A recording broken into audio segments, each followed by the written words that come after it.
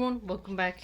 Reading the Sealed Nectar, and we're in a new section on page 526 titled Military Platoons and Missions Between the Battle of Uhud and the Battle of the Confederates. Okay, we got two battles here. Uhud's misfortune left a bad impact on both the credibility and military reputation of the Muslims. Their dignity and power in people's eyes were impaired. Troubles and dangers spread everywhere in and out of Medina. The Jews, hypocrites, and Bedouins publicly declared their enmity to the Muslims, and each party was keenly on degrading and eventually wiping out their whole existence. Wow, we got three groups. 2 months had almost passed after this battle when Banu Asad made preparations to raid Medina. At the same time, the Al-Adl and Kara tribes conspired against the Muslims in the month of Safar 4AH and killed 10 of the Prophet's companions. That's a lot. Similarly, Banu Amir plotted against them, and 70 companions were killed in the Battle of the Well of Mawana. Okay, we got another battle here.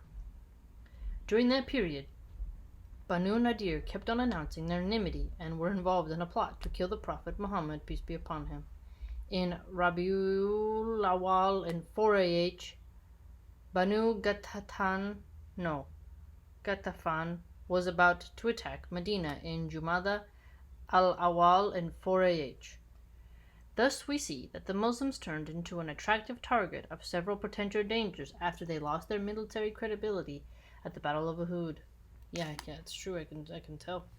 Muhammad, peace be upon him, most wisely managed to check all those hostile currents, and even restore the lost dignity of the Muslims and gain them fresh glory and noble standing. The first initiative he took in this process was the Hamra ul Asad operation.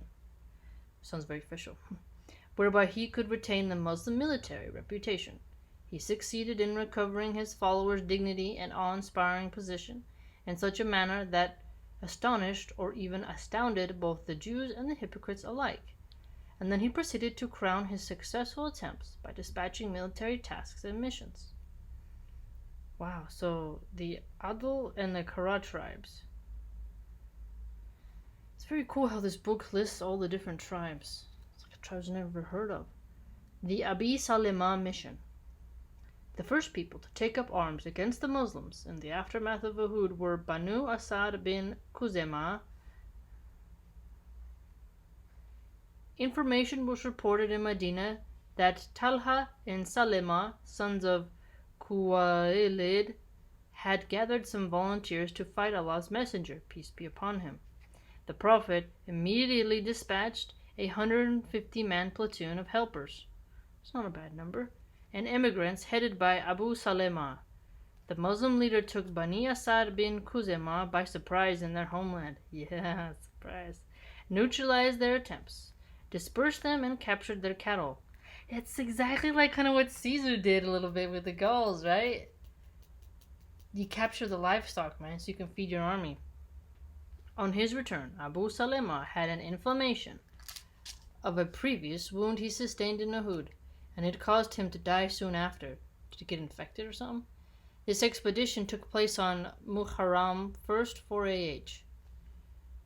The mobilization of Abdullah bin Unais. On the 5th day of the same month of Muharram 4AH, it was reported that Khalid bin Sufyan al-Hudhali was gathering some mob to raid the Muslim positions. Abdullah bin Unais, at the order of the Prophet, peace be upon him, set out to destroy the enemies. The Muslim military leader stayed away for 18 days, during which he successfully fulfilled his task, killed the head of the rebels, and brought his head back to Medina on Saturday, 7 days before the end of Muharram. The Prophet, peace be upon him, as reward, gave him a staff, saying, "This will function as a sign of recognition for you and me on the day of resurrection." On his deathbed, Abdullah requested that it be with him in his shroud. That is cool. He got some really just staff. He brought it, I don't care what anyone says. If you are a military leader and your enemy's head is presented to you, that is something different. And then it's just like, wow. And then you bring that to the person you're loyal to, and then you get this staff exchange, and you're told that you will have it as a symbol to, like, try, I'm over here, do you recognize me? And it's going to be with you in the day you get resurrected, and then to bury it with you. That's pretty cool. Very interesting. That's why I like reading military history. Araji mobilization. In Safar of the 4th year AAH, a delegation from the tribes of Adal and Kara came to Medina and asked the Prophet, peace be upon him, to send a group of companions to instruct them in religion, claiming the existence of some Muslims among them. He sent 6 of his companions, in another version, 10 headed by Marthad bin Abi Marthad al-Ganawi. Interesting, that's a long name.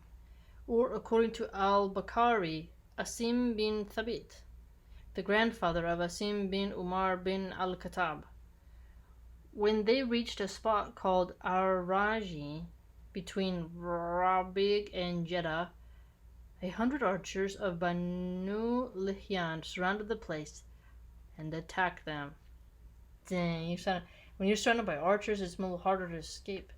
They just pick you off one by one as you're trying to go, especially if they got that bullseye, The delegation of the Muslims took shelter on some high ground, and the Bedouins offered them a pledge that they would not be killed.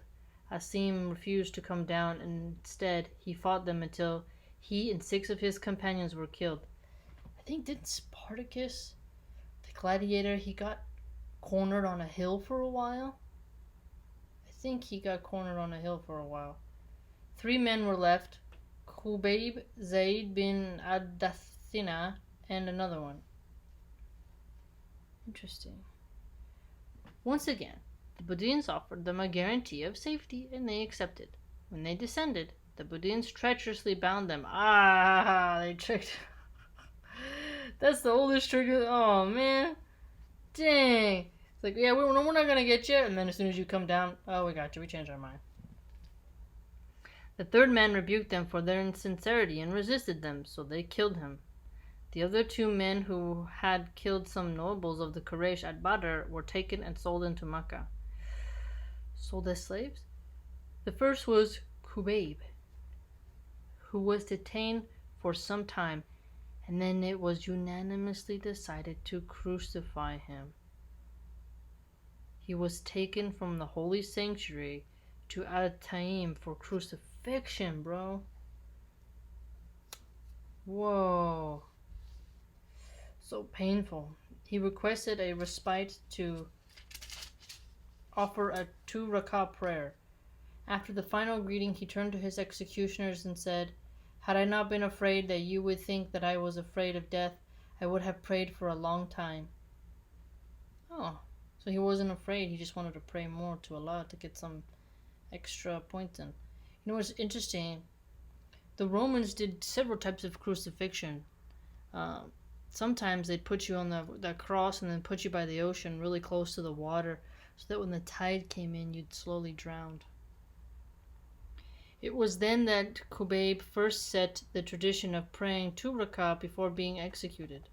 Oh, so if you're on your way to be executed, you gotta say 2 rak'ahs? He then said, "O Lord, count them one by one, exterminate them to be the last one." Oh, exterminate them to the last one. Oh, okay. He then recited some verse of poetry, which speak eloquently of the atrocities borne by him, and testified to his faith in Allah at his hour of suffering. "The Confederates have gathered their tribes around me, and summoned all of them who could come. They have gathered their women and children. I am bound firmly to a lofty trunk. To Allah alone I complain of my helplessness and sufferings, and of the death the Confederates have prepared for me. To Allah alone I complain of my helplessness." Notice this. There's something different here. A lot of when they're about to be executed, they plea with their executioner. Or it tells them, "Do you have any last words?" And then they say something funny or something insulting or powerful, right? But notice he says something different. He's like, "I complained of my helplessness to Allah alone. The Confederates have prepared for me. Lord of the throne, give me endurance against their design. They have cut my flesh bit by bit, and I have been deprived of sustenance. They let me choose infidelity, but death is preferable. Tears roll out my eyes, though not of fear. By Allah, I fear not if I die a Muslim, on what side I fall for the sake of Allah. I will not show subservience to the enemy. If the Lord so desires, He will bless my torn limbs and broken joints. Oh, wow, I've never heard of someone reciting poetry before they died. Khubayb was a poet. Wow, that's unique. I don't think many people even have heard of people reciting poetry. Huh. That would affect me in the crowd. I'd be like, wow, this guy's thinking his creator and saying poetry instead of like something else. Wow. Loyalty to the end. Because when someone's about to be executed, you can see their mettle, right? You can see where their mind goes and what they turn to, right? Interesting. He didn't plead to the leader, right? Like some people plead to the king or someone.